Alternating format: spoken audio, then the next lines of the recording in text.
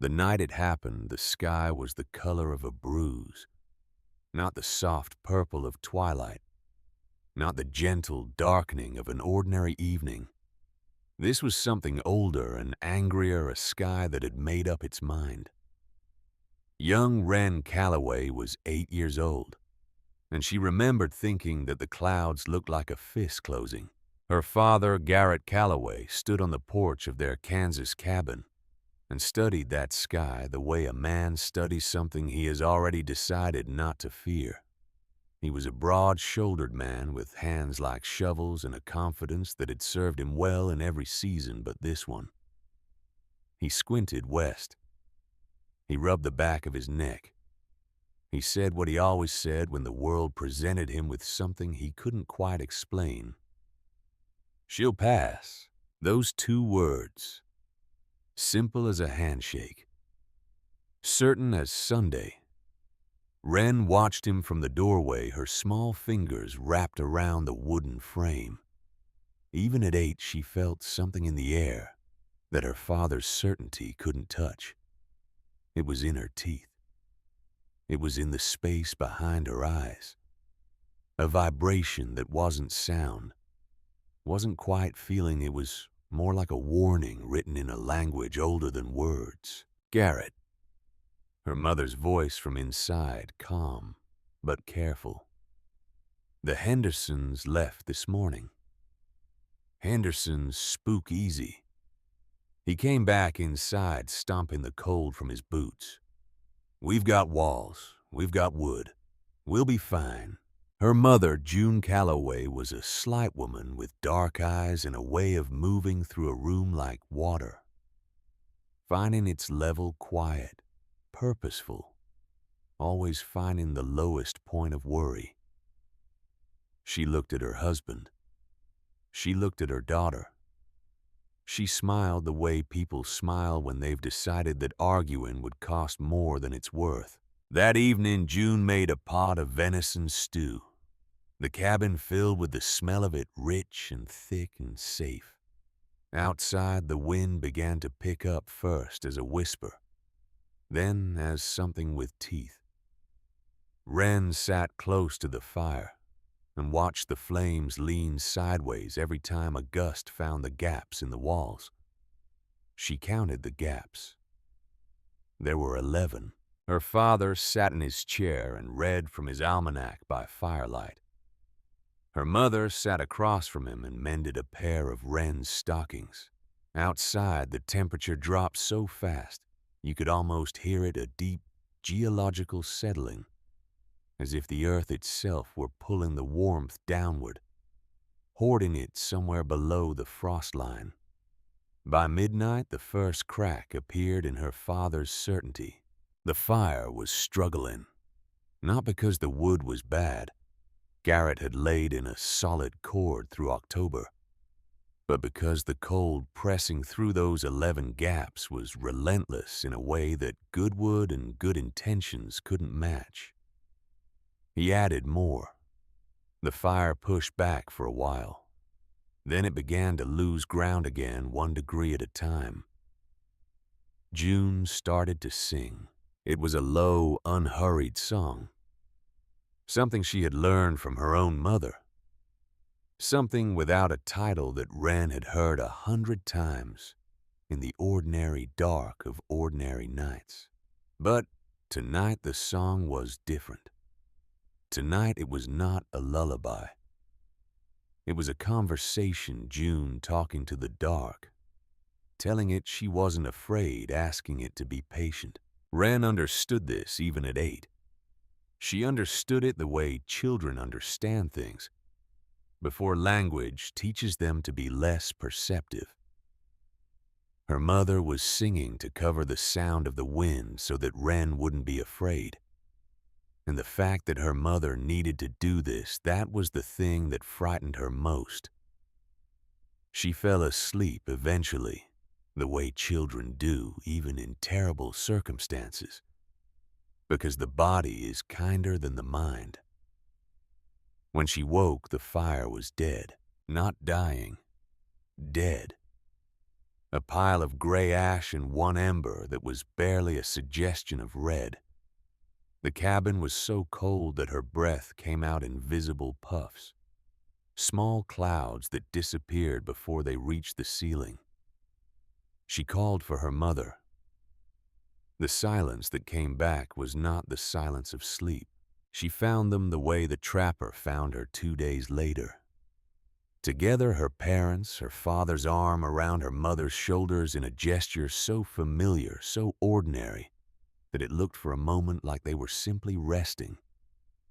Like any moment, Garrett Calloway would open his eyes and say, "She'll pass," and everything would begin again. The trapper's name was unimportant. What mattered was that he came. What mattered was that Wren was alive, discovered in the corner of the cabin, beneath every blanket in the house, including the ones she had pulled from her parents after she understood that they no longer needed them. She had been the warmest person in the cabin. She had survived because she had gathered what was available and used it without hesitation. Because at 8 years old, before anyone had taught her anything about survival, something in her had taken inventory of the situation and acted. The trapper wrapped her in his coat. He carried her out into a world that was white and silent and absolutely indifferent to what had just happened inside that cabin. She looked back once. The cabin looked smaller than she remembered. She never looked back again. 10 years is a long time, and no time at all. Long enough to move through 3 counties, 2 states, and 4 different placements in the Kentucky foster system. Long enough to learn that institutions feed you and house you and process you and never quite see you. Long enough to be called difficult, strange, feral words that people use when they mean "I don't understand you" and don't intend to try. The Harlan County Children's Home was the last placement before she aged out. She had been there 14 months, which was longer than she'd managed anywhere else. Not because she had softened, but because she had learned to be invisible. She did her chores. She ate her meals. She answered direct questions with direct answers and never offered anything more. The woman who ran it, a gaunt administrator named Mrs. Percival, had a gift for identifying the children.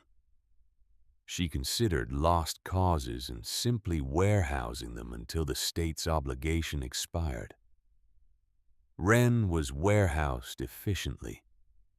She was given a bed, a blanket, a weekly chore assignment, and approximately zero investment in her future, which suited Wren perfectly because she had her own plans. She had spent those 14 months preparing. Every Saturday work detail in town was an opportunity to study the hardware at Caldwell's store. Every library hour was research old farming almanacs, geological survey maps of Harlan County, a book on natural cave systems in the Appalachian Range that she had read so many times the binding had separated. She had quietly accumulated a good knife, a length of rope, a fire steel, a hand-drawn map of the mountain terrain north of town. When Mrs. Percival handed her the envelope on her 18th birthday, a threadbare blanket, $40 in state funds, and a suggestion not to return, Wren accepted it with the composure of someone who had already moved out 6 months ago in her mind. She walked north. The mountain did not welcome her. Mountains don't welcome. They simply exist, vast and patient, and completely without opinion about who climbs them. What the mountain offered was not warmth or shelter or safety. Those things had to be taken, constructed, earned through the kind of sustained effort that most people abandon after the 3rd day of discomfort. Wren did not abandon it. The first week was the hardest. The cave system she had identified from the geological survey was real, but it was also cold and wet, and far less hospitable than a diagram on paper had suggested. The entrance was a narrow slot behind a fall of old ivy on the north face, barely wide enough to squeeze through sideways. Inside the main chamber was large, 30 feet to the vaulted ceiling, maybe 40 feet across. But the floor was damp and the air smelled of old mineral water and centuries of dark. She built a fire that first night in the center of the chamber. The smoke had nowhere to go and nearly drove her out. She spent 3 hours with a torch crawling along the ceiling, tracing every crack with her fingers until she found it. A narrow vertical shaft in the northeast corner, barely 6 inches across, that created a draft so deliberate it could only be natural engineering at its most accidental and perfect.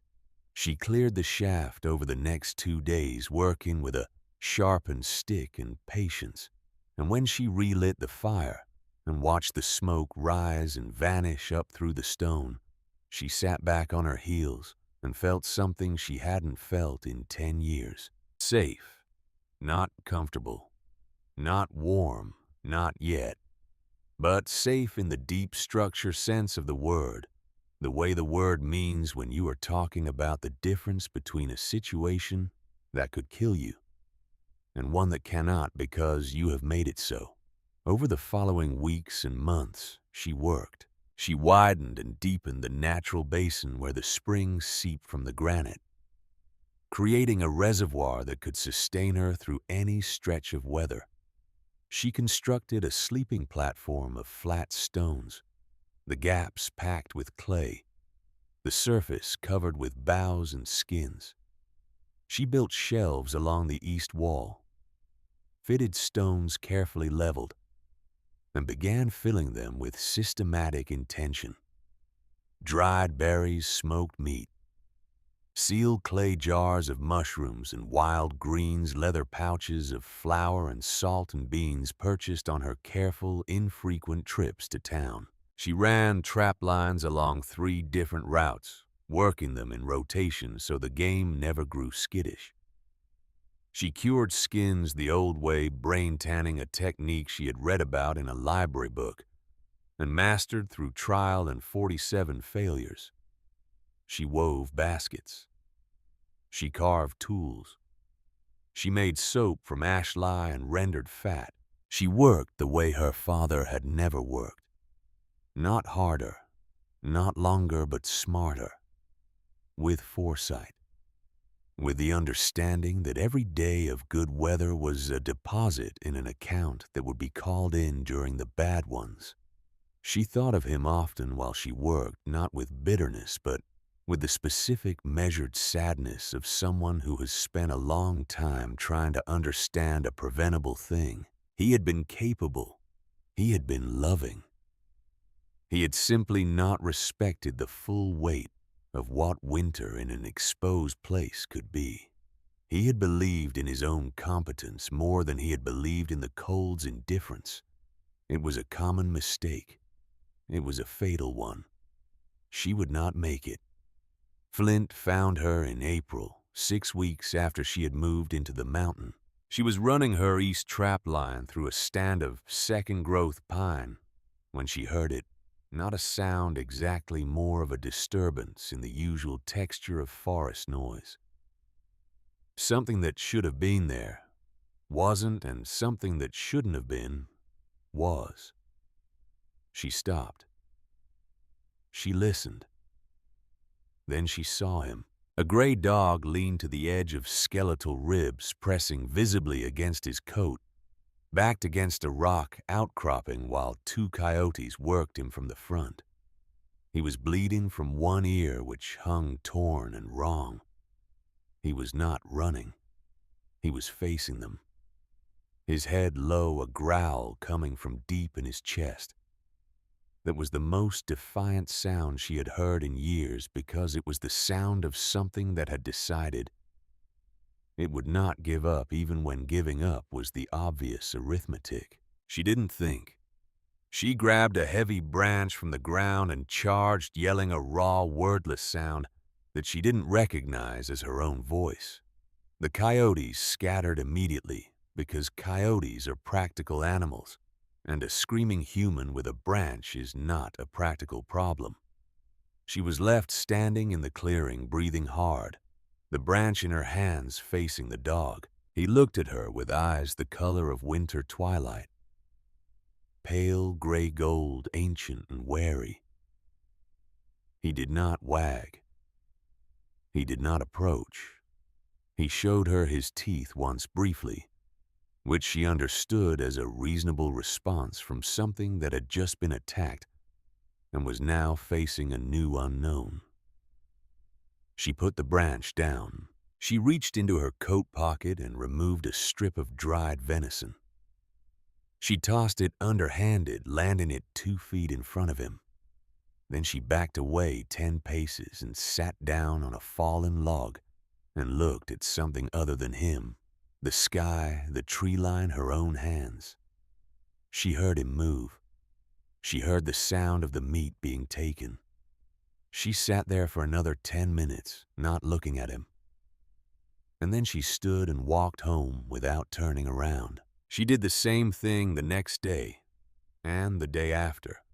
On the 4th day, she walked to the clearing and he was already there, sitting in the place where she had stood waiting. He took the venison from her hand. His teeth, when they touched her fingers, were careful. She named him Flint because of his eyes, and because of what he reminded her of something struck hard enough to make light. From that day on, he did not leave her. He slept curled at the foot of her stone bed, his body radiating warmth against the cold that seeped up through even the deepest mountain rock. He ran the trap lines with her, learning their routes so quickly. It seemed less like learning than remembering. He had a gift for stillness. He could lie absolutely motionless for hours, watching cataloging, filing away information that he would retrieve with uncanny accuracy when it mattered. His senses were an extension of hers. When Flint's head lifted and his nostrils worked the air, she stopped walking and waited. When his ears flattened and the growl started low in his chest, she knew something was wrong before she could identify what. When he relaxed, that full body settling, the deep exhale, the chin dropping to the pause, she could relax too. They had a language between them that required no translation. A slight tilt of her head sent him ahead on the trail. A raised hand brought him back to her side. He understood the geography of her moods, the way long-partnered people understand each other, not through analysis but through accumulated presence, through the 1,000 small signals that living close to someone teaches you to read without thinking. At night by the fire, she would talk to him. She kept her voice low because the mountain silence deserved that courtesy. She told him about the cabin in Kansas, about her parents, about the 11 gaps in the walls. She told him about the foster placements, and about Mrs. Percival, and about the library book on cave systems that had felt, when she first found it, like someone had left a map specifically for her. She told him her fears, which were not many, and her small and specific hopes, which were precise and practical, rather than large and abstract. He listened with his amber eyes fixed on her face. He did not offer opinions. He did not interrupt. He was the most perfect listener she had ever known, which was partly because he was a dog, and partly because he was Flint, which was a different thing. She was not lonely exactly, but she was alone, and there is a difference that matters. The town of Caldwell Hollow sat in the valley below the mountain like something the mountain had set down and forgotten. It was a small town, maybe 300 people, a general store, a blacksmith shop, a church, a diner, a post office that doubled as the town's only beauty parlor on alternate Thursdays. It had the particular character of Appalachian settlements that have been in the same place long enough to develop strong opinions about themselves, a pride that was earned and a suspicion of outsiders that was also earned for different reasons. Wren came down the mountain every 3 weeks. She brought pelts, rabbit, fox, the occasional mink bundled and tied with careful cord, the quality of the curing evident in the suppleness of the leather, and the absence of any smell but clean animal and wood smoke. She traded them at the general store for flour, salt, dried beans, and whatever hardware she had calculated she needed in the interval since her last visit. The general store belonged to Earl Dutton. Earl was 58 years old, with a face that carried the particular architecture of a man who had spent most of his life being right about things in a town where being right was the primary social currency. He was not cruel in the way that some men are cruel. He didn't enjoy causing pain for its own sake. He was cruel in the more common way, the way that looks like humor from certain angles. He was a man who protected his own sense of the world's proper order by making quick and public work of anything that challenged it. A girl in buckskin trading furs living on the mountain with a scarred dog. This challenged it considerably. "More pelts from the mountain girl," he would announce when Wren pushed through the door, his voice carrying easily through the store to whatever customers were browsing. He would lift her furs with 2 fingers, theatrical disdain in every gesture. "Ought to be charging you extra for the smell." He would weigh them with a theatrical sigh. Call out a number that was consistently below market and watch to see if she'd object. She never did. She would look at him with those steady gray eyes that weren't angry, weren't wounded, weren't anything he could get easy purchase on, and she would nod. Once take her goods and leave. He wanted a reaction. She gave him a transaction. This infuriated him in ways he couldn't have easily articulated. "She'll be begging at somebody's door come hard winter," he told the men who gathered around the store's wood stove on cold afternoons. "Mountain's no place for a girl to be playing frontier. Nature's got a way of humbling the proud." The men nodded. They always nodded. It cost nothing and bought goodwill. Della Holt, the blacksmith's wife, was the exception.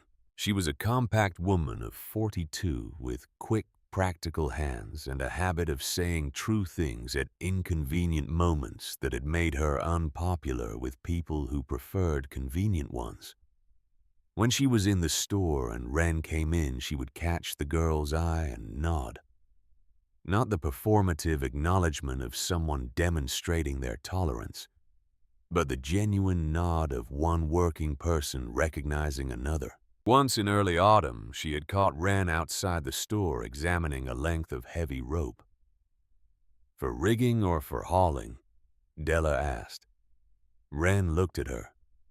Most people didn't ask specific questions, they asked nosy ones. "Hauling," Wren said. "Stone." Della looked at her for a moment with that particular expression that means, "I am filing this information away carefully." "Take 2 lengths if you're moving anything over 50 pounds, she said. "One phrase before you think it will." Wren bought 2 lengths. That was the entirety of their relationship, and yet it was the only relationship in Caldwell Hollow that felt to Wren like it was built on accurate materials. The other residents had various ways of relating to her pity, which she found useless, suspicion, which she found logical, amusement, which she found tolerable, and simple incomprehension, which was the most common and the most honest. They could not understand why a person would choose to live the way she lived. They had walls, neighbors, a church, a social order, firewood delivered in cords and stacked by hired hands. They had built a human system to manage the wilderness that pressed in on all sides. And the system, while imperfect, worked well enough that they had stopped thinking of the wilderness as something that required active management. Wren thought about almost nothing else. She watched the sky the way her father should have watched it. She read the mountain's behavior the way the squirrels work their caches, the patterns of deer movement, the quality and angle of the light, the way a skilled reader reads a complex text, alert for meaning in every detail. She did not have her father's confidence. She had something more useful. She had his memory, and she had learned from it in the specific and permanent way that only loss teaches. The signs began in the first week of November. The squirrels vanished.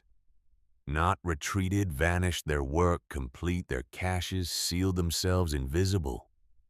The deer came down from the high meadows in numbers Wren had not seen before, moving with a deliberate, uncharacteristic urgency through the lower forest. The birds went silent 3 days before any human in the valley noticed the forest losing that ambient conversation of branch hop and call and response that was as constant as background noise in an ordinary room. And the sky, the brilliant cold blue of a Kentucky November, was replaced slowly, and then all at once by a high milky haze that stole the warmth from the sun without obscuring it. You could look up and see the sun perfectly, clearly a white disk behind frosted glass, and feel nothing. The air grew heavy, static. It had a quality of held breath of a moment suspended just before something arrives. Wren felt it in her teeth. She felt it behind her eyes. She began the final phase of preparation with the quiet focus of someone executing a plan they have rehearsed many times in their mind.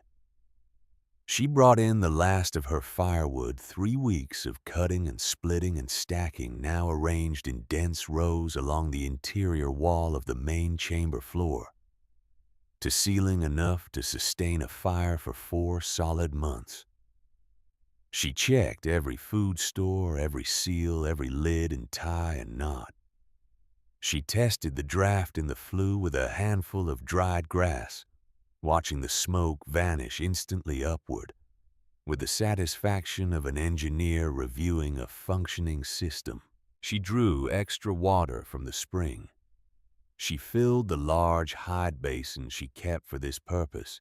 She checked and sharpened every tool. She patched a small breach she had noticed in the east wall where mountain water had found a new path. Flint stuck to her like a second shadow throughout. His nose worked, constantly tilting into corners of the air that carried information she couldn't read. He would pause in the middle of the chamber and stand absolutely still for whole minutes at a time. Facing the sealed entrance, his coat slightly raised along the ridge of his spine. "I know," she told him, pausing in her work to put a hand on his back. "I know." The afternoon before the storm arrived, Wren made the last trip to the entrance and looked out over the valley for what she understood would be a long time. Caldwell Hollow was visible below, its smoke rising in thin, straight columns into the unnaturally still air. The town looked small from here. It always looked small from here, but today it looked fragile in a way it hadn't before, like something made of paper arranged in a valley it had not quite learned to take seriously. She watched it for a long time. She thought about Earl Dutton's hands lifting her furs with performed contempt. She thought about Della Holt and the rope and the simple, accurate courtesy of a specific question. She thought about the 11 gaps in a Kansas cabin wall and a man who had said she'll pass, with the confidence of someone who had never lost anything yet. She rolled the entrance stone into place from the inside. The sound it made, deep, final, geological, filled the chamber for a moment, and then was absorbed by the stone. The fire caught the extra air displaced by the ceiling and burned brighter for a few seconds, throwing orange light across the shelves of her winter store, across the neat rows of firewood, across the spring's basin, across Flint, where he lay by the fire's edge, already settling into the long patience of an animal that understands seasons in the bone. Outside, the first flakes of what was coming began to fall. They were not soft flakes. They were hard and small like pellets. They hissed when they struck the stone outside, a sound she could just barely hear through 2 feet of mountain. It was the sound of the world getting serious. She sat down beside Flint, her back against the stone wall, her shoulder against his flank. The fire burned clean and steady, the smoke rising straight up and gone. The spring dripped into its basin with a sound like a clock. She thought about her father. She thought about her mother singing. She thought, I built what you should have had. I built it for both of us. Then she set her jaw and turned her eyes to the fire. And she waited. The storm did not announce itself. It arrived the way the worst things arrive, not with fanfare, not with warning enough to matter, but with a quiet and total commitment that made everything before it seem like preparation for this single, overwhelming fact. 1 hour, the valley held its breath. The next, the world outside Caldwell Hollow ceased to exist in any meaningful sense and was replaced by something else entirely. A white and roaring nothing that had its own logic, its own momentum, its own complete indifference to the arrangements human beings had made. The first wave was freezing rain. It came in the small hours of the morning when the town was asleep and the fires were banked low. And the people of Caldwell Hollow were in that deep, unguarded portion of sleep where the body makes its repairs and the mind lets go of its vigilance. The rain fell in sheets, and every surface it touched, every shingle, every fence rail, every branch and wire and stone step, it coated in a thin, clear shell that hardened almost instantly in the plummeting air. By the time the first residents woke, the world had been recast in glass. The transformation was beautiful in the way that genuinely dangerous things are. Sometimes beautiful, the kind of beauty that operates independently of your survival of it. Every tree in the valley wore a sleeve of ice. The roads were mirrors. The rooftops of Caldwell Hollow caught the early gray light and threw it back in fractured cold gleams that would have been lovely in a painting and were terrifying in reality. Then the temperature dropped again, further and faster than any single November night had a right to. The freezing rain became sleet, harder, denser, driving horizontal in a wind that had built from nothing to something serious in the space of 20 minutes. The sleet accumulated not in drifts, but in solid compressing sheets, adding weight to the ice already on every surface with a methodical and structural patience. Tree branches which had bent under the first ice load began to crack. The sound carried through the valley like rifle shots. In the dark, sharp, isolated reports, followed by the long, tearing sound of wood that had been pushed past what it was made to hold. Caldwell Hollow woke up afraid. Earl Dutton was awake before dawn. Not because he was a man of particular foresight, he was not, but because the sound of his store's large front window flexing in the wind had worked its way into his sleep and made it impossible to sustain. He lay in the living quarters behind the store for a few minutes, Listening and what he heard in those few minutes was enough to bring him fully and unpleasantly to consciousness. The wind was not like other winds he had heard in 38 years of living in this valley. Other winds had character. They came from a direction, they pushed against things and moved on. They had a beginning and a middle and an implied end. This wind had none of those qualities. It was omnidirectional and constant, and it carried inside it a cold that was not a temperature so much as an intention. A cold that seemed to have decided on a specific outcome and was working toward it with everything it had. He built his stove up from the banked coals and stood close to it in his undershirt, his arms crossed, listening to the building around him settle and protest. The general store was the largest commercial structure in Caldwell Hollow, which meant it was also one of the largest spaces to heat high-ceiling big front-room walls that had been built for a milder era's understanding of insulation. The stove, which was adequate for a cold November afternoon of customers coming and going, was not adequate for this. He could feel the inadequacy within 20 minutes.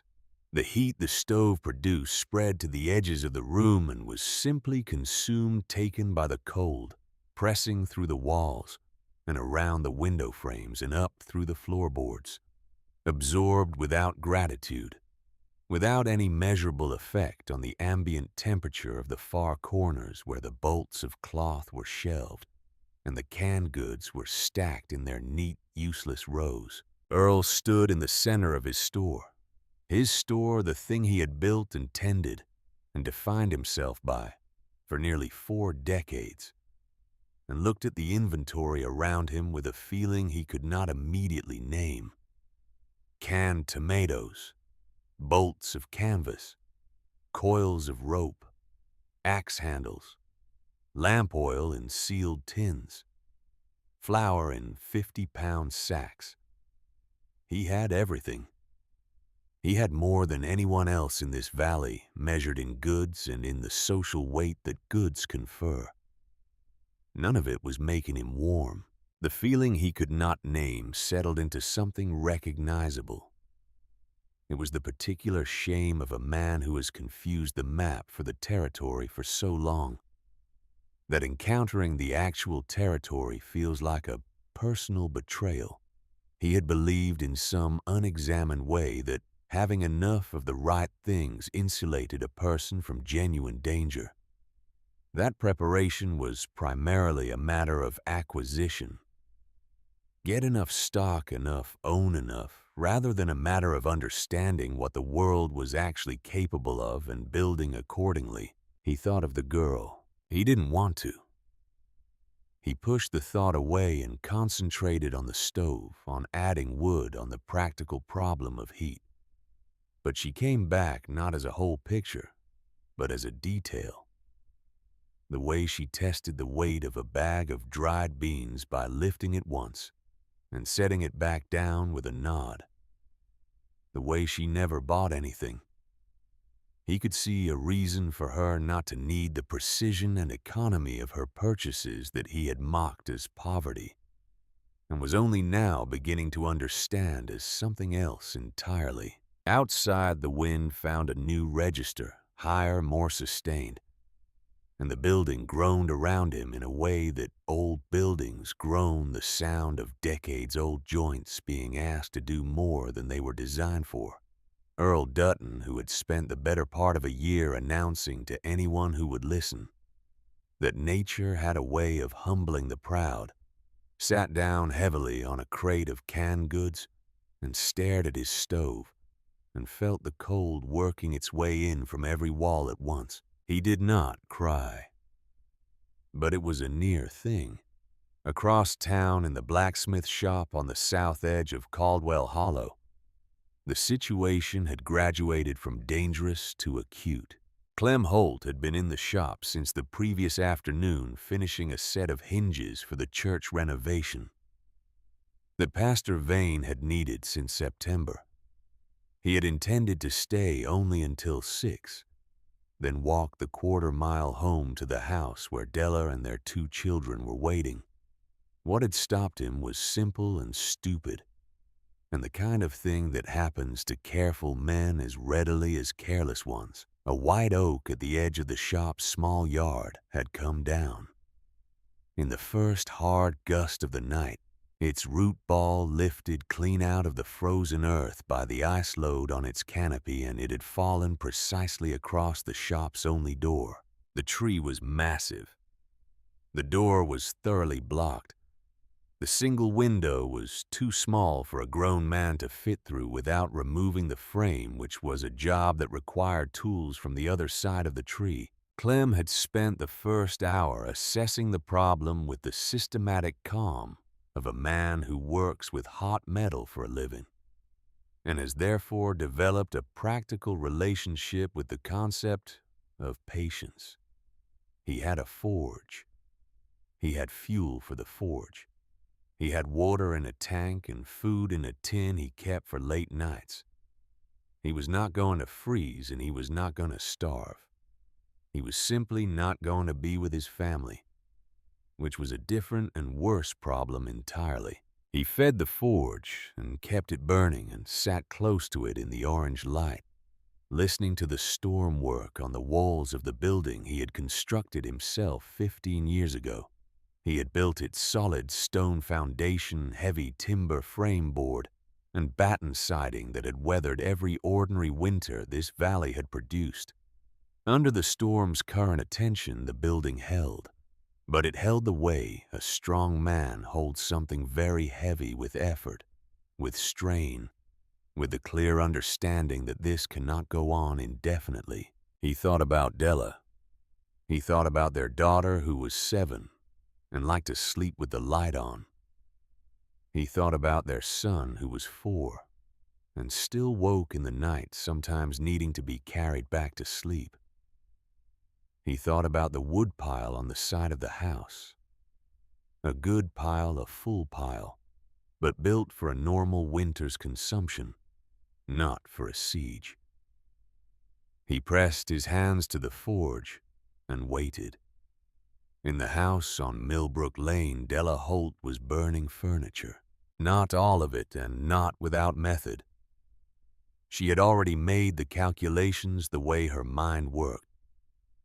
Through difficult situations, by immediately identifying what was essential and what was expendable. The 2 chairs in the back bedroom were expendable. The decorative shelf her mother had given them was expendable. The small table in the hallway that served no purpose she could articulate was expendable. The children were on the floor of the main room, wrapped in every blanket in the house, close to the fireplace.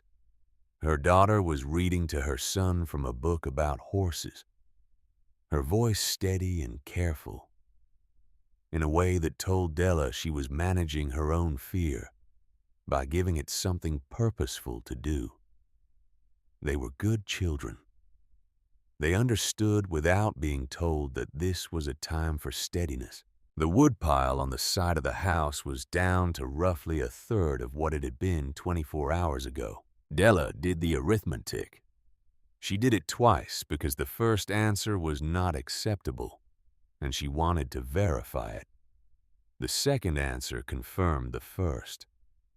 At their current rate of consumption, necessary consumption, the fire had to be kept high, or the room would drop to dangerous temperatures within hours. They had maybe 30 hours of wood left, possibly less if the temperature outside continued to fall. The storm showed no indication of ending in 30 hours. The storm showed no indication of considering anyone's arithmetic. She went to the window and pressed her face to the cold glass and looked out at a world that was no longer navigable by any ordinary means. The drifts were above the fence line.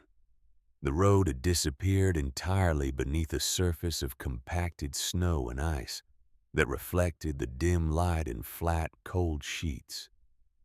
The trees that were still standing were bent under their loads like old men carrying too much. Several were not still standing. There was no sign of Clem. There had been no sign of Clem since yesterday afternoon. Della was not a woman given to panic. Panic required the luxury of collapsing into one's fear. And she had 2 children, and a diminishing woodpile, and no such luxury. She was a woman who, when faced with a wall, looked for the door, and if there was no door, started looking for the weakest point in the wall. She thought about Wren Calloway.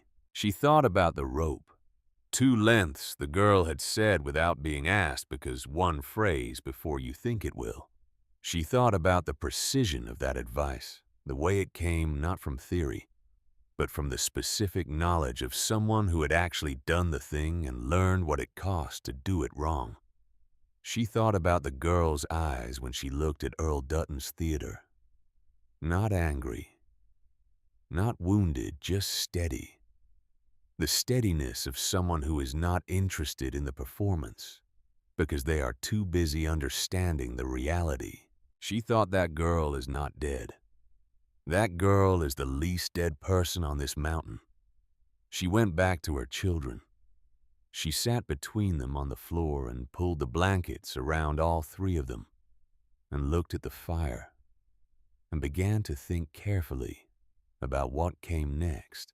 By the second day, fear had calcified into something harder and less manageable.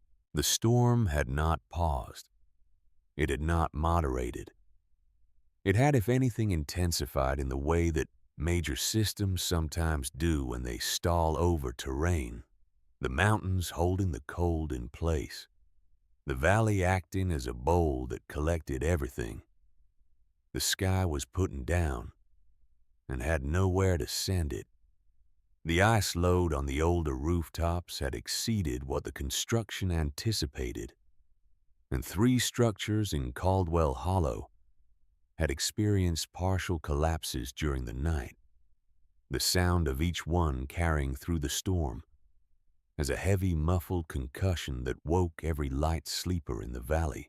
Nobody was sleeping deeply. The social fabric of the town, which in ordinary times was maintained by proximity and routine, and the comfortable repetition of known roles, was beginning to fray at the edges. The isolation was the primary agent, each family locked into its own freezing box, unable to reach the next one. The ordinary exchanges of community, a cup of borrowed flour, a shouted conversation across a fence, the reassurance of a neighbor's light in a window, reduced to nothing by the white static that had replaced the world. Fear does something specific to people when it goes on long enough without resolution. It doesn't stay fear. It changes composition. It becomes something more brittle and more combustible, something that sits in the chest and makes a person capable of decisions they wouldn't make in ordinary circumstances. Decisions born of the understanding that the ordinary situation has ended and something with different rules has taken its place. It was Della Holt who named the new rule first. She had burned the last of the expendable furniture by midday of the second day and had begun calculating how long they could sustain themselves on the wooden frame of the back bedroom's extra bed, which she estimated at another 6, maybe 8 hours, when her son began to shiver in a way that was different from the ordinary shivering of a cold child. A sustained, deep tremor that started in his core and moved outward. His lips held a color that she recognized immediately and did not like. She looked at her daughter.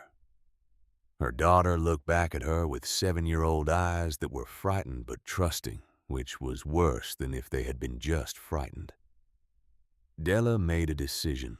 She dressed both children in every layer they owned.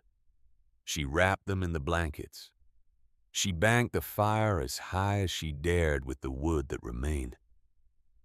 She told her daughter to keep her brother close to the fire and not to open the door for anything and to count to 1,000 if she got scared, because Counting takes time, and time passes. Then she put on her own coat and her husband's coat over that, and she began the work of getting out. The door had 2 inches of ice on its exterior face. She attacked it with a fireplace poker, methodically starting at the bottom and working up, breaking the seal in sections. It took 40 minutes. When the door finally opened, the cold hit her like a physical object, a flat structural force that pushed against her chest and made the air in her lungs feel suddenly insufficient. She stepped out into the storm. The snow was to her waist in the yard, compacted into a density that made movement exhausting. Each step required lifting the entire leg free of the compression and placing it forward into resistance. She fought her way to the road, which was distinguished from the surrounding landscape only by its flatness. She stood in the middle of it in the howling white nothing and tried to see something. She could see approximately 15 feet in any direction. She turned toward the center of town and started moving. The gathering happened in Earl Dutton's store because it was the largest space, because Earl had finally managed to get his front door open by the same brute method Della had used on hers, and because 3 other men had made the same calculation she had and fought their way to the same central point by the late afternoon of the second day. There were 6 of them total in the end. Della Earl, 2 men named Garrett Webb and Silas Pruitt, who farmed adjacent land north of town, and Pastor Aldous Vane, who had walked from the church through chest-high drifts with the unhurried determination of a man who had decided before he left that he was going to arrive. They stood around Earl's wood stove, burning better now with a larger fuel supply, and looked at each other with the particular expression of people who have run out of the comfortable options and are now considering the uncomfortable ones. "The Pruitt roof," said Silas, meaning his own, "is going to come down by tomorrow morning if the load doesn't shift. I've got my wife and my mother-in-law in there." "The Henderson place already came down," said Garrett Webb. "East side. They got out to the barn." "The barn won't hold either," said Silas. A silence in which everyone did their own mathematics. "We need to move people somewhere solid," Della said. "Somewhere that isn't going to come down." "There isn't anywhere in this town that I'd guarantee right now," Earl said. And then, because it was true and he was a man who had recently developed a sharp and uncomfortable relationship with true things, "Most of these buildings weren't built for this. I don't think any of us built for this." Another silence, different in quality from the first. It was Pastor Aldous Vane who said what they were all beginning to think in the particular way of a man who has been alive long enough to know that the hardest sentences are usually the most necessary. "The girl on the mountain," he said. He said it quietly, without drama, the way he would have read a text not to provoke, but to place something true in the center of the room where everyone could see it. Earl Dutton looked at him. "She's likely." "She is not," said Della. And her voice had in it the absolute quality of a woman who has been sitting with a certainty for a long time and is done waiting for the right moment to say it out loud. "She is not dead. She prepared for exactly this. I don't know how I know that, but I know it." "You think she's got room up there?" said Garrett Webb. Not a challenge, a genuine question, a man trying to do math on an unknown quantity. "I think she has more room than we have options," Della said. The silence this time was working silence, the quiet of people who are no longer deciding whether but how.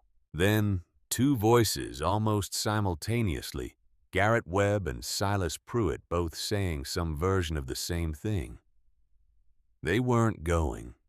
Not because they had a better plan, they didn't, but because the idea of climbing a mountain in a blizzard to ask for help from a girl they had laughed at required a rearrangement of self-image that they were not in this moment capable of. One cited the physical impossibility. The other cited his wife's condition, which was a reason with more dignity.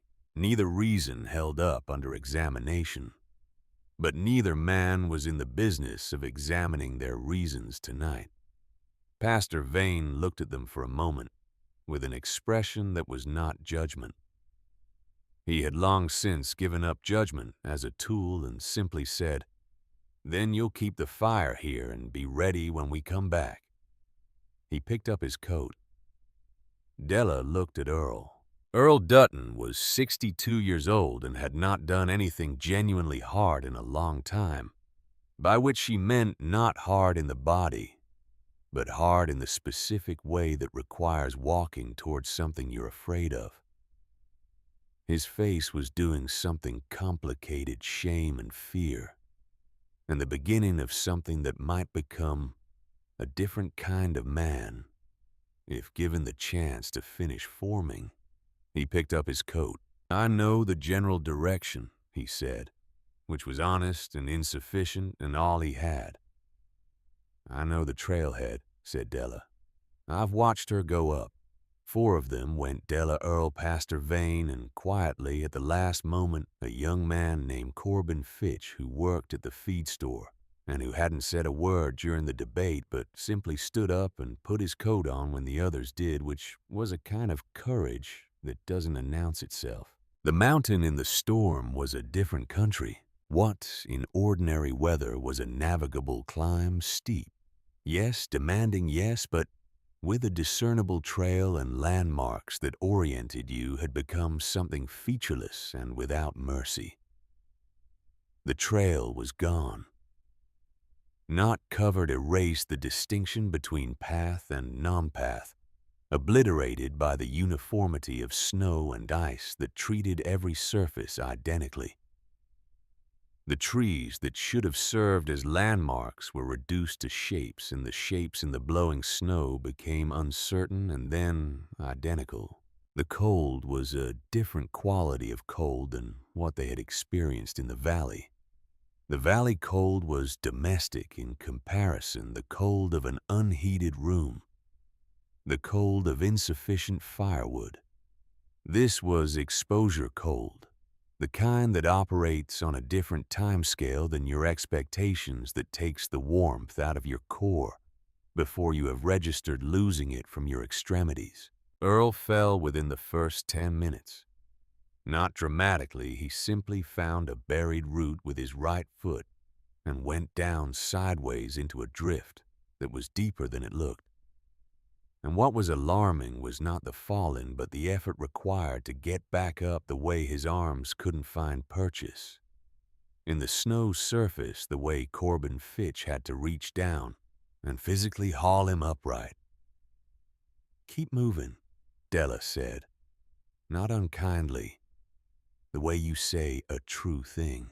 Pastor Vane moved slowly.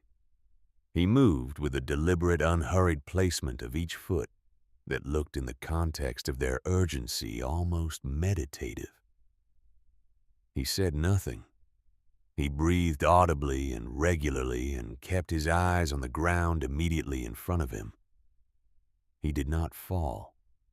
There was something in his movement that suggested he had made a private arrangement with the mountain, or with whatever he believed the mountain answered to, and the arrangement was holding. They moved for 40 minutes with no indication that they were going anywhere in particular. The mountain above them was invisible in the storm. The valley below them was invisible. They were in a white and roaring middle distance with no reference points, moving on Della's memory of a trailhead she had seen a girl ascend from a distance in good weather once. Earl stopped. "I don't know where we are," he said.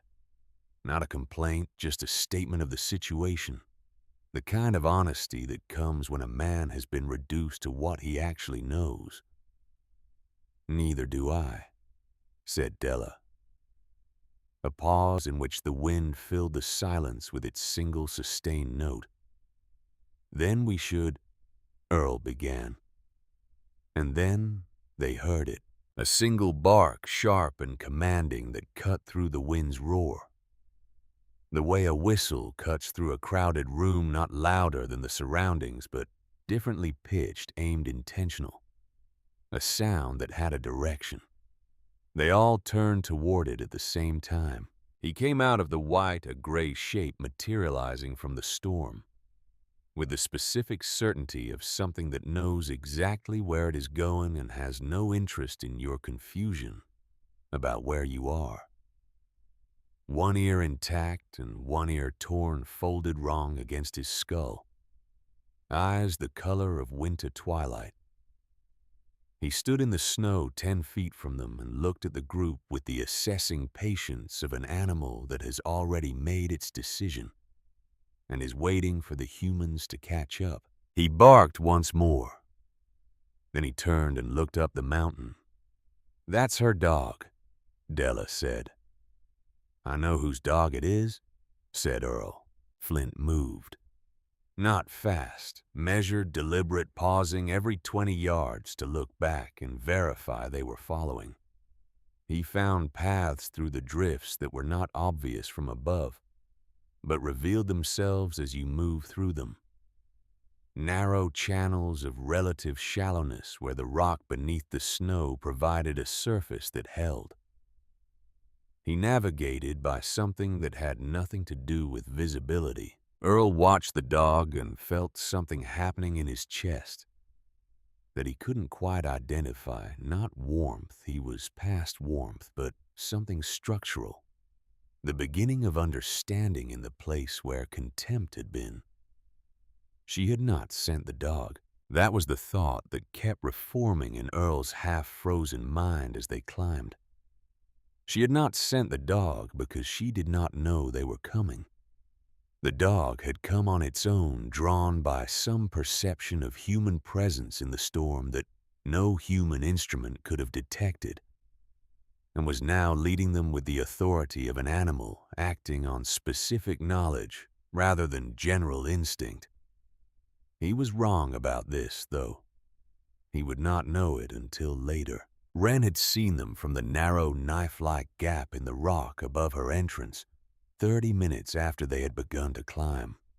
She had watched them struggling below 4 small shapes, in the white moving without direction, losing ground to confusion.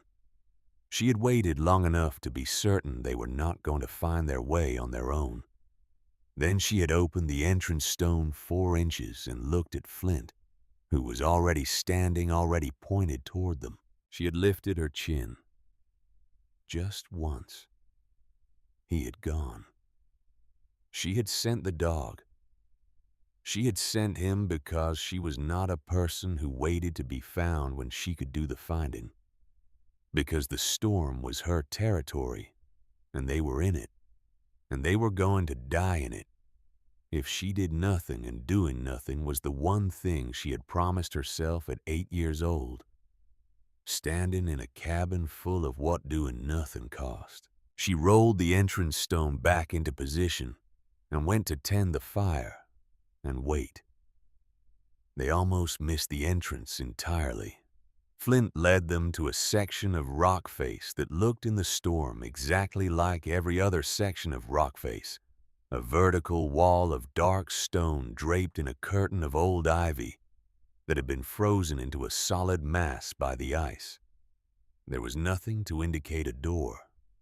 There was nothing to indicate anything but rock. Flint sat down in front of it and looked at them. Earl raised his hand to knock on solid mountain. Caught himself. Felt the absurdity and then the desperation. Cancel the absurdity out.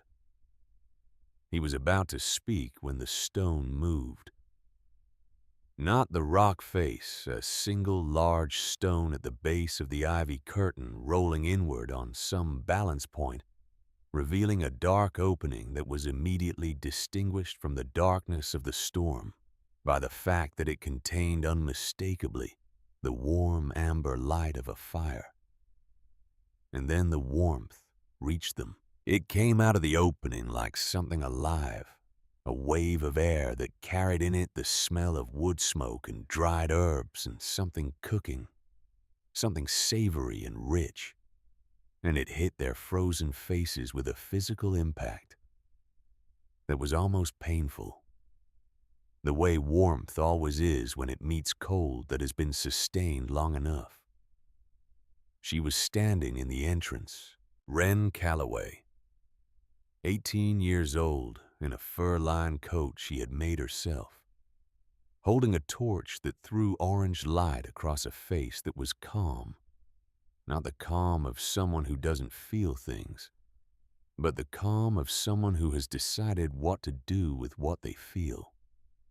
She looked at them the way she looked at everything, steadily, without performance, taking in the information in front of her.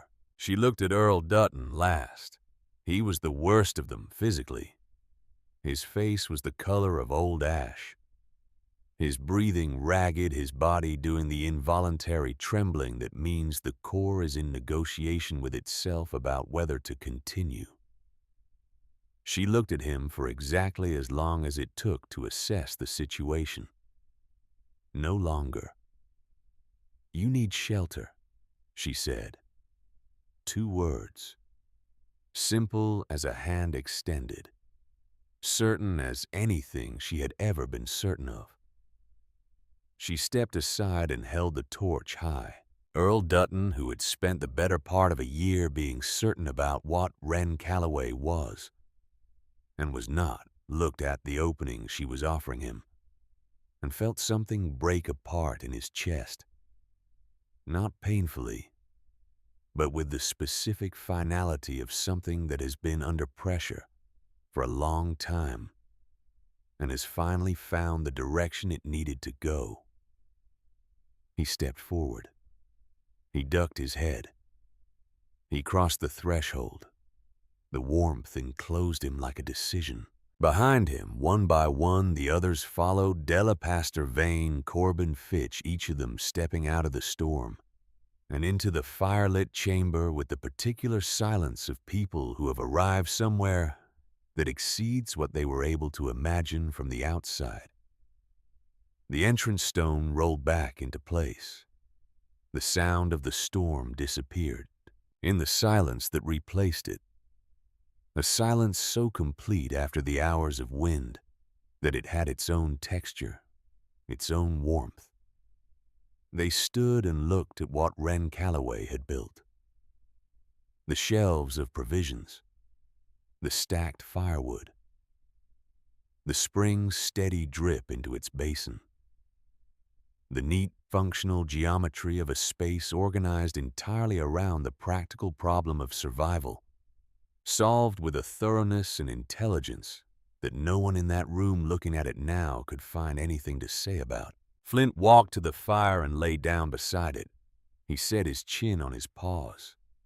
He looked at the newcomers with the proprietary calm of an animal in its own home, which was what this was. Wren handed Earl a tin cup of broth. Hot, thick, savory, the kind of broth made slowly from bones over a long time.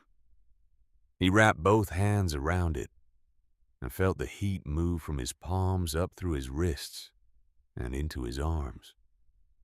And he did not say anything because there was nothing to say. That the cup wasn't already saying more clearly. She showed them where to sit. Not too close to the fire, she was precise about this, placing each person at a distance that would warm them without shocking frozen tissue. She moved among them with the efficiency of someone who has thought about this situation in advance and knows the protocol which she had. She had thought about it in the same way she thought about everything that could go wrong, which was thoroughly and without sentimentality. Outside, the storm continued its work on the valley below. Inside the mountain, the fire burned. The first thing Wren did after the 4 of them had stopped shaking was feed them. Not symbolically, not as gesture. She fed them the way she did everything with the precision of someone who understood that the body's needs were not a metaphor, but a set of specific requirements that had to be met in the correct order before anything else could happen. Broth first, because the stomach needed something it could process without effort. Then bread dense dark made from her own milled grain and baked in the clay oven she had built into the east wall. Then, after 20 minutes, when the color had begun to return to their faces and the shaking had moved from uncontrolled to merely persistent, a bowl of slow-cooked venison with dried mushrooms and wild onion. She did all of this without speaking beyond what the task required. Pass this. Careful, it's hot. Drink it slow. They obeyed with the docility of people who have been reduced by cold and fear to their most fundamental selves. Grateful, quiet, present in their bodies in the way that only genuine physical extremity produces. Earl Dutton, who in ordinary circumstances could not enter a room without filling it with his own noise, sat on a stone bench with his cup held in both hands and his eyes moving slowly around the chamber, taking inventory the way he took inventory of his store, but without the proprietorial confidence, without the assumption that what he was looking at was his to assess. He was looking at it the way a student looks at something he has been told he will be tested on, and is only now understanding the scope of. Pastor Aldous Vane sat nearest the fire, with his eyes half closed, and his lips moving in something that might have been prayer or might have been simply the rehearsal of sentences he was working toward. He was 70 years old and had walked through a blizzard in the dark and had not complained once during the climb, and he was not complaining now. But the cost of the effort was visible in the set of his shoulders, in the way he held himself close to the heat, with the specific gratitude of an old body that has been pushed past what it considered reasonable. Della Holt drank her broth and looked at Wren with the expression of a woman who has been proven right about something important and takes no pleasure in it, because the stakes were too high for pleasure. Corbin Fitch, the young man from the feed store who had said nothing and done everything asked of him, finished his food, set down his bowl carefully, and fell asleep sitting upright against the stone wall within 10 minutes of completing his meal. He slept with his mouth slightly open and his hands loose in his lap, and there was something about his sleeping face, young, open, entirely trusting that, made the chamber feel for a moment like something other than a survival structure. Wren let them settle. She tended the fire. She checked the flue. She moved to the spring and refilled the broth pot with water and set it back over the heat, beginning the process again, because she was already calculating ahead, already understanding that 4 people was not the final number, and that what was needed now was not rest but planning.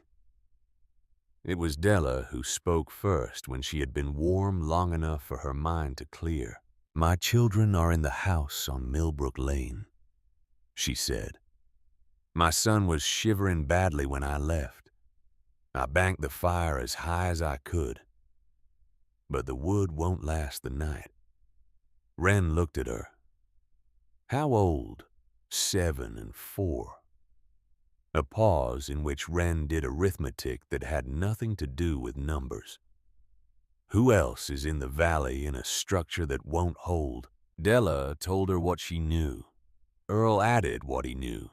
Between them, they assembled a picture of Caldwell Hollow's current situation that was considerably worse than any of them had stated aloud before this moment. The partial roof collapses. The families isolated in failing structures. The wood supplies across the town that had been built for a normal winter and were being consumed at emergency rates. Pastor Vane opened his eyes and contributed specific names, specific addresses, the particular vulnerabilities of the particular people, the elderly widow on Creek Road, the young family with the infant on the north side, the 3 men at the Henderson farm who were sheltering in a barn that he did not believe would stand another 18 hours. Wren listened to all of it. She did not interrupt. She did not react visibly to any individual piece of information. She simply received it, filed it, added it to the calculation she was running. When they had finished, she stood up. "We bring the children first," she said, "then the elderly, then anyone in a structure with a compromised roof. We work in groups of 6-4. I can guide safely in this visibility plus the person being brought. We use Flint on the lead." Earl looked at her. "You're going back out in that." It was not quite a question. "The storm has another day in it at least," Wren said. "Maybe 2. Whatever is going to collapse in the valley is going to collapse in that window. We don't have the option of waiting."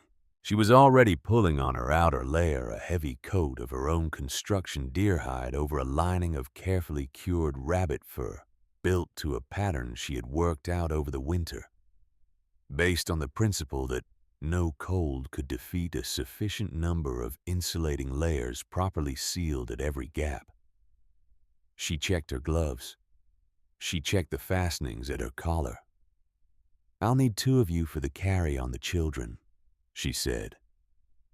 "Corbin." She looked at the sleeping young man. He opened his eyes immediately as if he had not been asleep at all, but simply waiting. "Ready," he said. "Earl." She looked at him last. Earl Dutton stood up from his stone bench with the careful, deliberate movement of a man whose body is registering its objections, but whose mind has already overruled them. He did not say anything. He simply stood, which was its own kind of answer. The first trip down the mountain and back up was the hardest because the route had to be established, worked out in real time in the dark and the blowing snow by a girl with a torch and a gray dog with one torn ear, who moved through the storm with the authority of something that had been made for exactly this. Flint led. Wren followed immediately behind the torch held low to illuminate the path beneath their feet, rather than the useless middle distance. Earl and Corbin came behind her, and behind them, holding a rope that Wren had tied between them at waist height. Because she had thought of this, had prepared rope for this purpose months ago, as part of her mental exercise of imagining what could go wrong and what it would require. Pastor Vane moved with his slow, reliable steadiness. The route Wren chose was not the direct line to the valley. It was longer, adding perhaps 20 minutes to the descent, but it used the terrain intelligently, following the natural shelter of the ridgeline, where the rock cut the wind, crossing the open, exposed sections at their narrowest points, using the tree line as both windbreak and landmark. She had walked this mountain in every season and every weather condition for a year. She knew it the way you know a room you have lived in long enough to navigate in the dark, which was, in effect, what she was doing. Della's house on Millbrook Lane still had fire. The banked coals Della had left had held just barely sustained by the last of the wood. The children were on the floor where Della had left them. Her daughter still holding the book about horses, her son asleep against his sister's side, with his cheek on her knee. The daughter looked up when they came through the door. She looked at her mother. She looked at the strangers.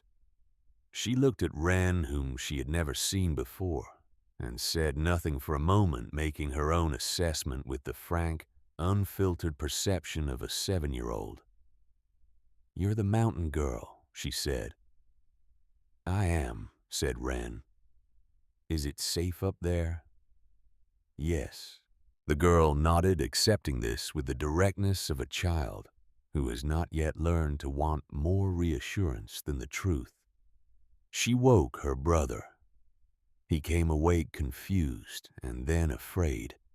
And then when he saw his mother immediately and completely calm, the swift total reassurance of a 4-year-old finding the one person who makes the world make sense. They wrapped the children in everything available. Corbin carried the boy on his back, the child's arms around his neck, his face tucked against Corbin's collar.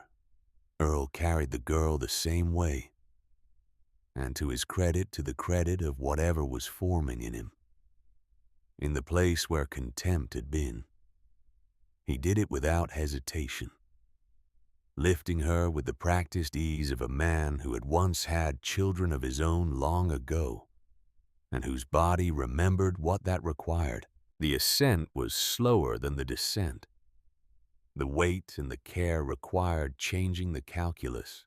Wren set the pace steady, manageable, never so fast that the rear of the group lost contact with the rope, never so slow that the cold accumulated faster than the movement dispersed it. Flint moved back and forth along the line, checking, adjusting his presence, a constant and specific reassurance. The boy fell asleep on Corbin's back before they were halfway up. The girl counted something under her breath, her mother's instruction. Wren realized to count when she was scared because counting takes time, and time passes. She was at somewhere above 400. When they came through the entrance and the warmth closed around them, the girl stopped counting. She looked at the chamber, the fire, the shelves, the vaulted stone ceiling with wide, serious eyes. "It's a castle," she said. "It's a home," said Wren. They made 7 trips in the next 2 days. 7 trips down the mountain and back up each one, carrying the most vulnerable first and working outward from there. Wren planned each trip with the same systematic care she brought to everything, calculating the carrying capacity, the route conditions, the weather windows between the worst of the gusts, the order of priority based on who was in the most immediate danger. Pastor Vane stayed in the chamber after the first trip, which Wren had expected and accepted without discussion. His role in this operation was what it had always been: to be present with people in difficult circumstances, to provide the particular quality of calm that comes from someone who has been alive long enough to know that most things, even the worst things, have a shape and an end. He moved among the growing group of arrivals with quiet efficiency, directing people to places near the fire, distributing the food that Wren rationed out in measured portions, managing the emotional temperature of the chamber the way Wren managed the literal one. The chamber filled. By the end of the first full day of the rescue operation, there were 14 people in the mountain. By the morning of the second day, 23. By nightfall of the second day, when Wren made the last trip down and came back up with the elderly widow from Creek Road, a woman of 81 named Cecilia Marsh, who had refused every earlier invitation on the grounds that she had lived through. Worse, the count reached 30. 30 people in a stone chamber built and provisioned for one. The provisions held. This was the fact that stopped several people in their tracks when they understood it, that a girl alone over the course of a single year had stored enough food to sustain 30 people through a 2-day emergency, not comfortably. The portions were small and the menu was repetitive, and there was no coffee, and the bread ran out on the second day. But no one went hungry in the way that matters, in the way that weakens the body's ability to stay warm. And no one's lamp oil ran out, and the fire did not once drop below the level required. Wren had built for this. Not for this specifically, she had no prophecy, no foreknowledge of the storm's precise dimensions or timing. She had built for the general case the worst possible winter arrived without warning lasting longer than expected. She had built for her own worst case. And her worst case, it turned out, had been large enough to contain 30 other people's emergencies inside it. The social geometry of the chamber reorganized itself over those 2 days in ways that Wren observed but did not try to manage. People found their corners, their groupings, their particular arrangements of belonging. The children migrated toward each other with the effortless sociality of children, creating a small community at the warm end of the chamber, near the spring where they played games that required only imagination and space. The adults sorted themselves by acquaintance, and then, as the hours passed by, need the people with practical skills gravitating toward the practical problems. The people with comfort skills gravitating toward the people who needed comforting. Earl Dutton ended up doing something he had never done in his life, which was take orders. He took them from Wren, which was the remarkable part. She would look at him and say one specific thing. Bring that stack of wood closer to the fire. Or fill that basin from the spring. Or show Mrs. Marsh where the blankets are kept. And he would do it. Without comment. Without the performance of authority that had been his primary mode of interaction with the world for nearly 4 decades. He simply did the thing she said, because the thing she said was always the correct thing, and he had recently and comprehensively lost the ability to pretend otherwise. People noticed. People said nothing about it because they were in a stone chamber on a mountain in a blizzard, and they had achieved a clarity of priorities that made commenting on Earl Dutton's behavior feel like an extravagance. But they noticed. It was on the second night when the storm outside had settled into a sustained, almost rhythmic intensity, no longer building but not yet releasing, just present in its full and tireless weight, that Earl Dutton stood up from where he had been sitting and crossed the chamber to where Wren sat beside Flint at the edge of the fire. He stood in front of her. She looked up at him with those gray eyes that did not give a person anything to push against. No anger, no expectation, no forgiveness withheld as leverage. Just the steady, factual attention of someone who was listening. He had prepared something to say. He had been preparing it for hours, working the sentences over in the private space behind his public face, trying to find the right shape for what he felt. What came out was not what he had prepared. "I knew your father's name," he said. Wren was still. There was a story in the papers years back. A family in western Kansas. Storm. Only the daughter survived. He stopped. His jaw worked for a moment.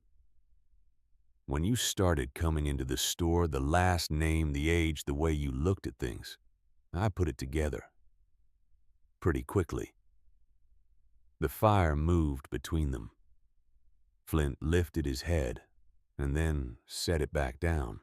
"I knew what you had been through," Earl said, "and I still stood in my store and laughed at you in front of other people." He said it without varnish, without the softening qualifications that a man in this moment is always tempted to reach for. The "it wasn't personal," the "I didn't realize," the "I was just." He said the bare fact of what he had done and left it bare. Wren looked at him for a long moment. "Do you understand now?" she said. "Or are you just cold?" The question landed in the space between them with a weight that was entirely disproportionate to its length. Because it was not, Earl understood immediately a question about the temperature. It was asking whether what had changed in him was a change or a temporary condition, whether he was seeing clearly because the storm had stripped him of his comfortable assumptions, or whether he would take the comfortable assumptions back as soon as the storm ended and the comfortable world returned. He didn't answer right away. He sat down on the stone across from her, uninvited but not unwelcome, and he looked at the fire. He looked at it for a long time, long enough that the silence stopped being uncomfortable and became something else. The silence of two people who are in the presence of a true thing and are being honest about how heavy it is. "Both," he said finally. "I'm ashamed of both." Wren nodded once. She did not say it's all right because it wasn't entirely all right, and she was not a person who said things that weren't true to make a moment easier to stand in. She did not say, "I forgive you," because forgiveness was a transaction she didn't feel the need to perform publicly for an audience that wasn't watching anyway. What she said after another moment was the thing that was actually true. My father was a capable man. He was not a prepared man. He made his choices. You made yours. I made mine. She paused. The choices are the difference. Earl looked at her. That's more than I deserve. It's not for you, Wren said. I've been carrying my father's choices for 10 years. I'm not interested in adding yours. He nodded. He understood this, the specific economy of it, the way she was not granting him absolution, but declining to be burdened by him. It was, he thought, a more honest and more useful response than anything he had prepared to receive. He got up after a while and went back to the work of being useful, which was the only currency he had left that was worth anything in this room. Later that same night, when most of the chamber had settled into the particular sleep of people who have been afraid for a long time and have finally arrived somewhere safe enough to let go, Pastor Aldous Vane came and sat beside Wren at the fire. He moved slowly, and he sat down with care, an old man's negotiation with cold stone. Flint acknowledged him with a tail that moved once and then was still. Vane held his hands out to the fire and let the heat work on his knuckles, which ached in the particular way that old joints ache in cold and damp. They sat in silence for a few minutes. It was a comfortable silence, the silence of two people who have been through something together and don't need to discuss it yet. Then Vane said without preamble, "I knew your father. Not personally. I was in Meade County in the winter of '74 doing circuit ministry. I heard about the storm, about the family." Wren was quiet. "I did the prayers for your parents," he said. "At a distance, there wasn't a service exactly, but I prayed for them and I prayed for the child who survived. I didn't know your name then. I learned it when you came to Caldwell Hollow." He paused. "I recognized the name before I recognized the face." "Why didn't you say something?" Wren said. Not an accusation. A genuine question. "I tried," he said. "The day outside the store, I tried to get close to something true. But there are things a person has to arrive at in their own time. And I wasn't sure you were ready for what I had to say." "What do you have to say?" He was quiet for a moment, choosing. "Garrett Calloway was not a foolish man," he said. "I want you to understand that clearly. He was an unprepared man, and those are not the same thing. Foolishness is a character failing. Being unprepared is a gap in knowledge. It can be closed if the opportunity presents itself." He looked at the fire. The opportunity didn't present itself to your father in time. That is a tragedy. It is not a judgment. Wren's jaw was set. He said she'll pass. 2 words. He had a daughter. He should have. Yes, Vane said, simply. He should have. And he didn't. And you have spent 10 years building the thing he should have built, which tells me something about what kind of man he was in the part of him that shaped you. She looked at him. A man who doesn't love his children, doesn't raise children who work like you work, Vane said. A man who doesn't believe in preparation, doesn't produce a daughter who prepares like this. He gestured at the chamber around them, the shelves, the fire, the sleeping people, the whole constructed fact of it. Whatever he got wrong in those final hours, he gave you something that made this possible. Both things are true. Wren looked at the fire for a long time. Flint pressed his head more firmly into her lap, responding to something in her that she wasn't showing on her face. My mother sang, she said, at the end.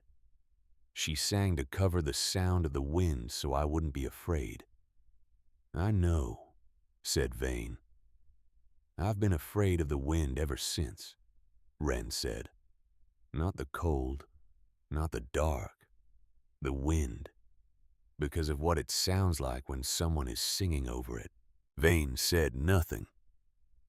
He understood that she was not asking for comfort, but for the specific dignity of being heard, which was a different thing, and he gave her that. She would have been proud of tonight, he said when she had been silent long enough. Both of them would. Wren did not respond, but something in the set of her face shifted, not softened exactly, but opened. A degree. The way a door opens when it was almost closed, just enough to change the quality of the light in the room. They sat together until the fire needed tending. Then Wren got up and tended it, and Vane watched her work, and neither of them said anything else. And the mountain held 30 people in its stone heart, while the storm spent the last of itself on the valley below. The storm broke on the morning of the 3rd day. It did not end gracefully.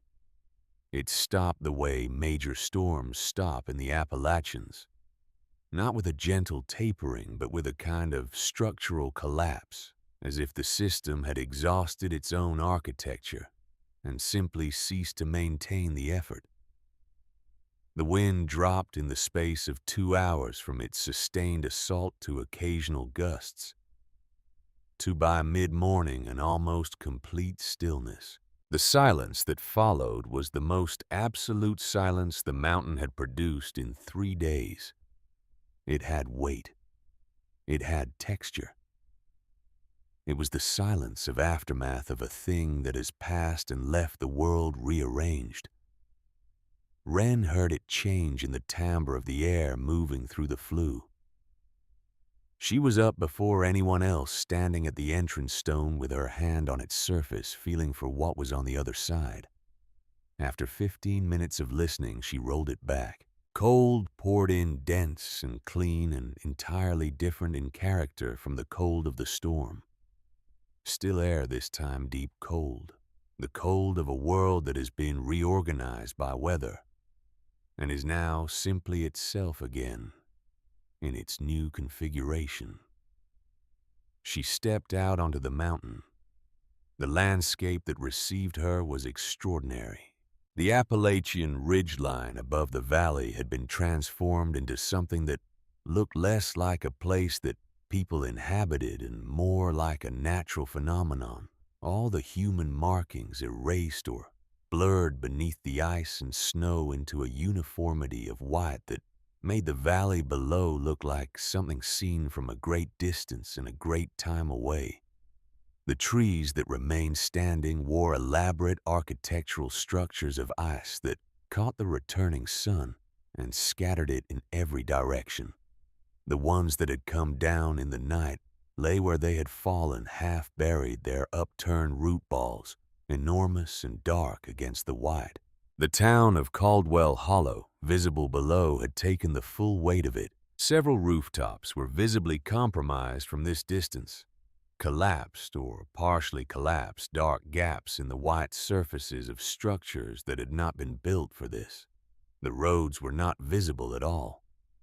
The valley was a bowl of white from ridge to ridge, and the town in its center looked small in a way it had never looked to Wren before, even from this same vantage point. Not just small in the way of distance, but fragile in the way of things that have been tested and found to be somewhat less than they believed themselves to be. She stood on the mountain and looked at it and felt something she had not expected to feel, not satisfaction. She had built and prepared for the sake of her own survival, and for the memory of what inadequate preparation cost, not for the sake of being proved right. And so there was no satisfaction in the valley's damage, because she had not been competing with the valley. What she felt was something closer to sorrow, the specific, clear-eyed sorrow of someone who knew this outcome had been avoidable and understood exactly what the avoidance would have required: knowledge, foresight, the willingness to take seriously what the world was capable of. She stood there until she heard the first sounds of the chamber waking behind her. Voices, movement, the particular sounds of 30 people in a stone room beginning the process of remembering where they were and what had happened and that they were alive. She went back inside. The return to Caldwell Hollow took most of the day, not because the distance was great, but because the group was large and the conditions were still treacherous. The ice beneath the new snow was a hazard that required careful management, and the routes down from the mountain had to be navigated with the same deliberate patience as the routes up had been. Wren and Flint led. The group came behind in a line, the rope strung between them, the same configuration that had served on the way up, but in reverse with 30 people instead of 4. And a world that was, if anything, more silent than the storm had been. They were quiet, most of them coming down. Not the quiet of fear that was over, but the quiet of people who are processing what has happened to them in real time, integrating the new information into the existing story they tell about themselves, and finding that the integration requires more space than they had anticipated. Earl Dutton walked near the back of the line. He walked carefully, the way he had learned to walk on the mountain, attentive, deliberate, his weight placed with intention. He watched Wren at the front of the line, the way she moved through the terrain with the specific authority of someone who knows exactly where they are at every moment.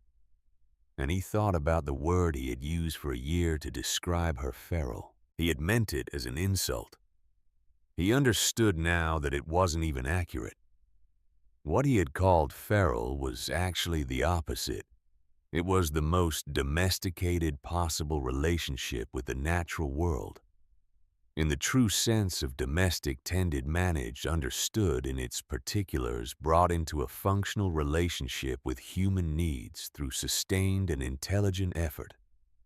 What he had in his store, surrounded by goods and inventory and the comfortable apparatus of commerce, was the feral thing, the unsustained assumption that systems built by other people would hold indefinitely without his understanding of how they worked. He walked down the mountain thinking thoughts that would have seemed absurd to him a week ago, and they felt necessary now, and the necessity felt like the beginning of something. Caldwell Hollow received them without ceremony because there was no one healthy and mobile enough to offer ceremony, which was itself a statement about the storm's cost. The damage was extensive, not catastrophic in terms of lives, because all of the lives were accounted for, but structurally significant. 3 buildings were effectively destroyed. Several more would require substantial repair before they were habitable. The roads would take days to open even with full effort. But everyone was alive. 30 people who had been in a mountain in a storm were alive, and 30 more who had sheltered in the town's most solid structures through the worst of it were alive. And the infant on the north side who had been in the most danger on the first night was alive, and Cecilia Marsh, aged 81, who had refused every entreaty until the last possible moment, was alive.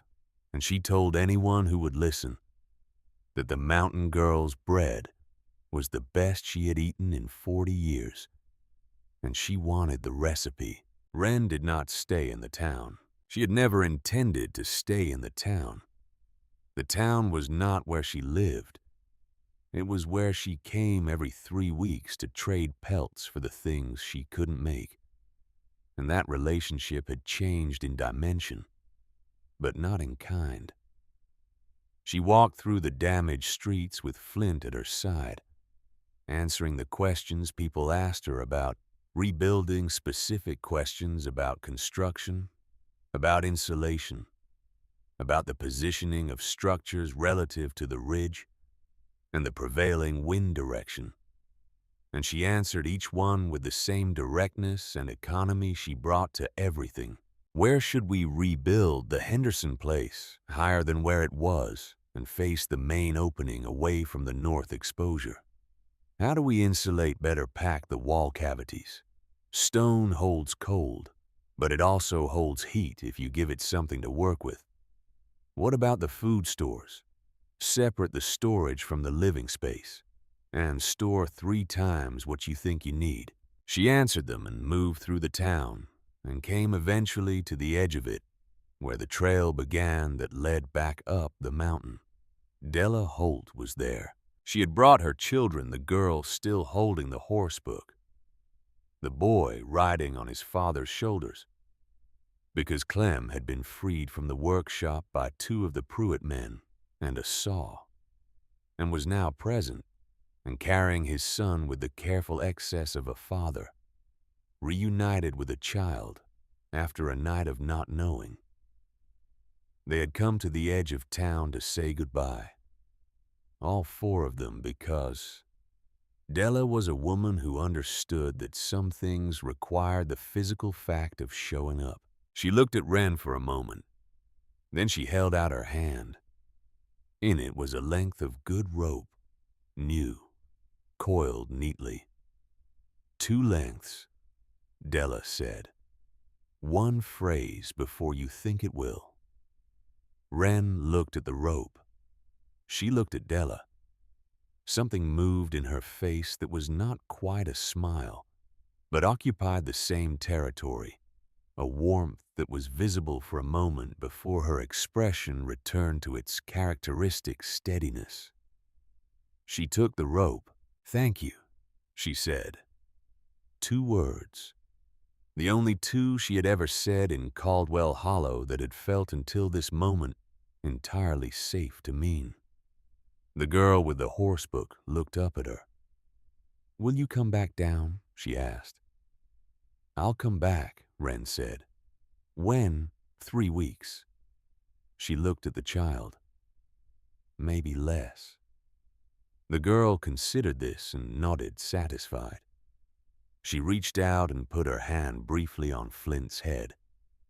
He sat perfectly still and allowed it, which was a measure of something. They walked up. The mountain received her in the way it always had, without opinion, without warmth, without the performance of welcome. It simply was what it was, and she was what she was. And the relationship between them was, as it had always been, a working relationship built on accuracy and sustained by effort and asking nothing of sentiment. But something was different. She felt it as she climbed in the quality of the air, in the particular angle of the light off the ice-covered ridge above her. Not in the mountain had not changed. In herself. Something that had been arranged in a specific way for 10 years had rearranged itself, not dramatically, not with the fanfare of a revelation, but with the quiet finality of something that has found a more stable configuration. She thought about what Pastor Vane had said, about her father being not foolish but unprepared, about both things being true at the same time, the love and the failure, the capability and the gap. She had been holding those things apart for a decade, keeping them in separate compartments because looking at them together had seemed like it would require either forgiving her father entirely or condemning him entirely, and she could do neither without lying to herself. But Vane had shown her a third option, which was simply to hold both things accurately without resolving the tension between them into something cleaner than it actually was. Her father had loved her. Her father had not prepared adequately, both, at the same time. The way most true things about people are true not cleanly, not with the dramatic coherence of a lesson, but with the ordinary complexity of a human being who was doing what he understood and didn't understand what he was missing. She had spent 10 years building what he should have built. She had done it with his love in her and his failure as her teacher. Both things were in the walls of the mountain's chamber. Both things were in the flue she had cleared, and the shelves she had built, and the water she had stored. His love had made her. His failure had focused her. She could hold them both without either one swallowing the other. The entrance was ahead. The ivy curtain, frozen solid, glittered in the cold afternoon light. She pushed through it and found the edge of the entrance stone and rolled it back. The chamber was exactly as she had left it, which was not entirely true. It was exactly as it had always been physically. The fire banked but alive, the shelves in their order, the spring dripping into its basin. The ash in the fire ring, the accumulated record of months of careful burning. But it felt different. It was the same space, and it had held 30 people in it, and it had given them back to their lives. And it was now, once again, a space for one, except that it wasn't quite. That was the different feeling. The walls still held the warmth that 30 people had contributed. The fire pit still held ash from 30 people's presence.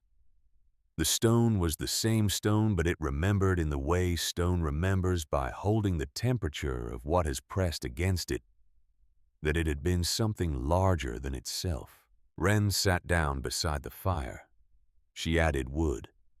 She watched the fire find itself in the new fuel, the orange and blue at the base, the steady, bright gold above.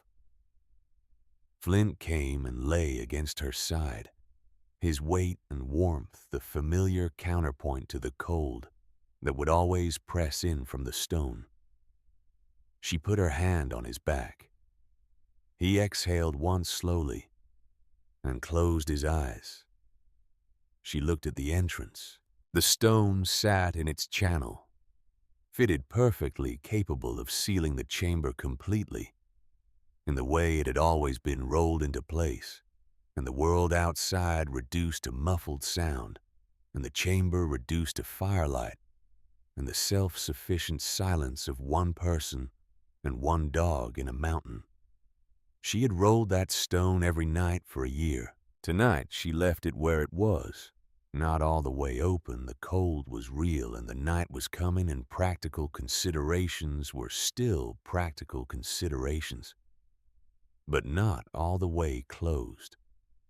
A hand's width, a narrow gap that let in a thread of cold air, and a thread of the last light, and the sound faint and clean of the valley below, beginning its long process of putting itself back together. Flint opened one eye. He looked at the gap. He looked at her.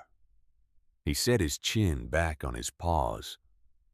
with the air of an animal that has filed the information and found it satisfactory. Outside in the long blue light of a Kentucky evening after a storm, the smoke began to rise again from the chimneys of Coldwell Hollow. Thin columns straight and pale against the cold sky, the sign of fires rebuilt, and rooms warming and people returning to the work of being alive in a place they now understood a little more honestly than they had 3 days ago. Wren watched the smoke rise. She watched it until the light failed and the valley became a scatter of warm lit windows in the dark. Then she turned back to the fire. She added the last log of the evening. She settled her back against the stone. The gap in the entrance let in a thread of cold air that found the fire and made it burn a degree brighter. She left it open